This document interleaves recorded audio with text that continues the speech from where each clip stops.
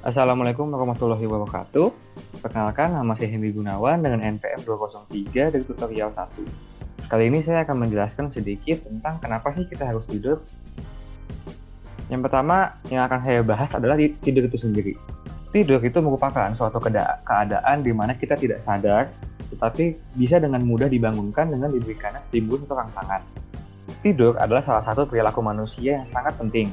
Saking pentingnya, tidur itu menempati sekitar sepertiga dari kehidupan manusia.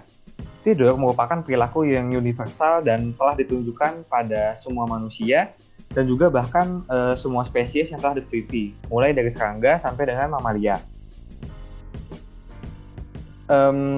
Tidur itu adalah proses yang dibutuhkan otak untuk berfungsi dengan baik.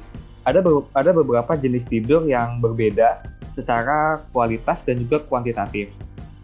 Setiap jenis tidur itu memiliki karakteristik, kepentingan fungsional, dan mekanisme pengaturan yang berbeda-beda. Ketika tidur, otak kita tidak ikut mati atau tidur juga. Bahkan di berbagai area otak, ada yang aktivitasnya malah meningkat. Setelah kita mengetahui apa itu tidur, selanjutnya saya akan membahas tentang tahapan-tahapan dari tidur itu sendiri. Jadi untuk tahapan-tahapan ini bisa kita pelajari dengan menggunakan teknik yang disebut dengan polisomnografi, yaitu sebuah teknik yang menggabungkan pengukuran aktivitas otak, gerakan mata, dan juga tonus otot. Dengan menggunakan teknik ini, jenis tidur itu dibagi menjadi dua. Yang pertama ada REM atau Rapid Eye Movement Sleep, dan juga yang kedua adalah NREM atau Non-Rapid Eye Movement Sleep. Untuk NREM itu sendiri bisa kita bagi menjadi 4 lagi. Yang pertama ada stage 1, 2, 3, dan juga 4. Kemudian pada orang dewasa yang sehat dan juga mengikuti jadwal tidur yang teratur, proporsi waktu yang dihabiskan untuk tidur REM itu sekitar 25%. Sedangkan 75% lainnya itu untuk NREM, yang kemudian dipecah lagi untuk stage 1 sekitar 5%, stage 2 50%, dan juga stage 3 dan juga stage 4 sekitar 20%.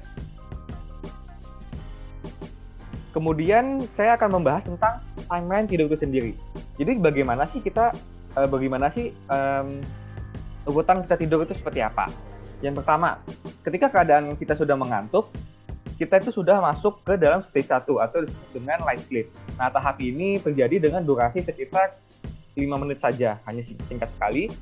Tahap 1 ini adalah fase transisi antara kita bangun dan juga kita tidur untuk lebih dalam. Setelah masuk stage 1, masuklah ke stage 2. Nah, di stage 2 ini berlangsung 10-15 menit. Setelah itu kita masuk ke stage 3 dan juga stage 4. Nah, di tahap stage 3 dan stage 4 ini biasanya dianggap sebagai tahap tidur terlelap atau deep sleep. Biasanya pada individu yang sudah masuk stage 4 dan juga stage 3 ini jarang sekali mimpi dan juga sangat sulit untuk dibangunkan. Nah, setelah kita masuk stage 4, maka polanya akan berbalik kembali. Dari stage 4 naik ke stage 3, lalu naik lagi ke stage 2. Nah, setelah naik stage 2, akan masuk ke dalam stage REM atau Rapid Eye Movement Sleep. Di mana tidur REM ini, biasanya individu itu mengalami yang disebut dengan mimpi dan juga mudah sekali untuk dibangunkan. Nah, periode dari stage 1 sampai dengan REM ini berlangsung selama 90-110 menit, tergantung pada malam hari. Lalu pada pola ini bisa diulang sekitar 4-5 kali tergantung lama kita tidurnya. Nah, pola tidur ini tidak selalu tetap. Pola ini akan berubah selama rentang hidup seseorang. Contohnya pada bayi untuk stage 3 dan 4 itu lebih banyak daripada orang yang sudah berumur seperti itu. Selanjutnya, setelah kita mengetahui tahapan-tahapannya, timeline-nya, dan definisinya, selanjutnya kita harus mengetahui kenapa kita harus tidur. Nah, banyak sekali alasan yang sebenarnya menjelaskan tentang alasan kita untuk tidur, tapi kali ini saya akan menjelaskan hanya 3 yang penting. Yang pertama yaitu restorasi. Ketika kita sudah mengalami hari yang cukup berat, kita membutuhkan waktu atau fase untuk merestore, untuk merebuild, untuk mereplace kembali mood kita yang sudah berantakan, stres kita, pikiran-pikiran aneh kita, lalu juga hal-hal yang membuat kita sedih, senang, marah, dan lain sebagainya di siang harinya. Kita harus merestore itu, kita harus mereplace itu, kita harus merebuild itu untuk keesokan harinya yang terjadi kapan? Jadi pada malam hari ini, pada saat kita tidur. Nah, ketika tidur di malam hari ini juga, ternyata ada beberapa gen yang terlihat sangat aktif hanya pada saat kita tidur saja. Dan gen ini, dia itu berikatan dengan proses restorasi dan juga metabolic pathway di dalam tubuh. Jadi, di tahap ini, tubuh itu sangat mengembalikan kembali hal-hal yang dikiranya rusak seperti pembentukan jaringan, pembentukan protein, dan lain sebagainya. Dan juga mengembalikan mood kita agar besok lebih baik lagi.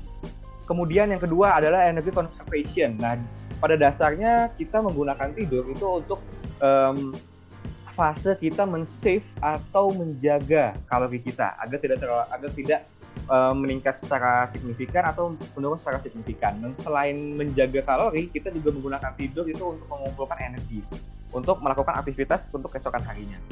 Selanjutnya yang ketiga adalah brain processing and memory consolidation. Nah, di sini kita ambil contoh ketika kita sedang mempelajari sesuatu dan kita mengorbankan waktu tidur kita sehingga kita tuh begadang terus-menerus, hanya tidur 2-3 jam dan lain sebagainya. Apa akibatnya? Akibatnya adalah kemampuan kita untuk belajar, kemampuan kita untuk mengingat, kemampuan kita untuk mempelajari suatu hal itu akan melemah. Nah, oleh karena itu, tidur dan juga memory consolidation itu sangat penting. Di mana saat kita tidur, memori short term memory akan diubah menjadi long term memory, di mana ketika kita ingin mempelajari sesuatu agar lebih mudah mengingat, agar lebih mudah tersimpan di dalam otak, kita membutuhkan tidur yang cukup. Selain mengingat, selain mengeluarkan memori-memori atau selain kita recall memori-memori kita, brain processing dan memory consolidation itu membantu kita dalam kemampuan untuk menentukan suatu hal, menentukan atau mencari solusi untuk memecahkan suatu permasalahan yang cukup kompleks di dalam kehidupan kita. Jadi ketika kita tidur, kemampuan untuk mengingat dan juga kemampuan kita untuk memecahkan masalah menggunakan solusi yang baru itu akan meningkat kemampuannya. Nah, selain kedua hal tersebut, ternyata dengan kita tidur itu akan meningkatkan kreativitas kita juga. Jadi faktanya yang sudah saya sebutkan sebelumnya, kita itu diperkirakan tidur memberikan keuntungan atau kelebihan 3 kali lipat. Jadi sayang sekali kalau misalkan kita harus mengorbankan waktu tidur kita untuk belajar, padahal ternyata tidur itu cukup penting dan juga cukup krusial ketika kita sedang belajar. Nah, ternyata apa sih yang menyebabkan hal-hal tersebut itu terjadi? Ternyata di dalam otak ada yang disebut dengan neural connection dan juga synaptic connection. Nah, kedua hal ini itu sangat penting. Setelah pada saat tidur, ternyata kedua hal ini itu saling berikatan, jadi saling memperkuat. Nah, ketika saling memperkuat, aktivitas meningkat, akhirnya menyebabkan apa? Akhirnya menyebabkan kemampuan yang sudah saya sebutkan tadi itu akhirnya makin meningkat.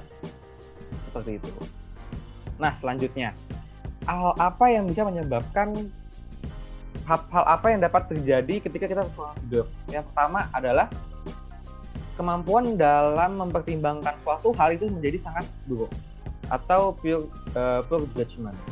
Nah, hal itulah mengapa ketika kita kurang tidur, kita sering melakukan hal-hal aneh atau hal-hal yang tidak biasa dilakukan pada orang yang lebih fit, lebih sadar lagi, yang cenderung lebih merugikan kita. Nah, hal-hal ini kan harusnya kita dapat hindari ya.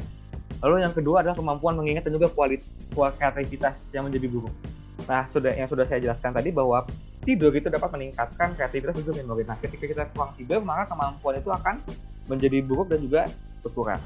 Lalu yang ketiga adalah meningkatkan impulsiveness. Nah, jadi jika sifat impulsif kita meningkat, maka ditakutkan itu akan berdampak luas terhadap sesama, terhadap keluarga, atau bahkan terhadap diri kita sendiri. Nah, cukup sekian yang bisa saya sampaikan. Mohon maaf bila ada kesalahan. Bila ada taufiq wal hidayah. Wassalamualaikum warahmatullahi wabarakatuh.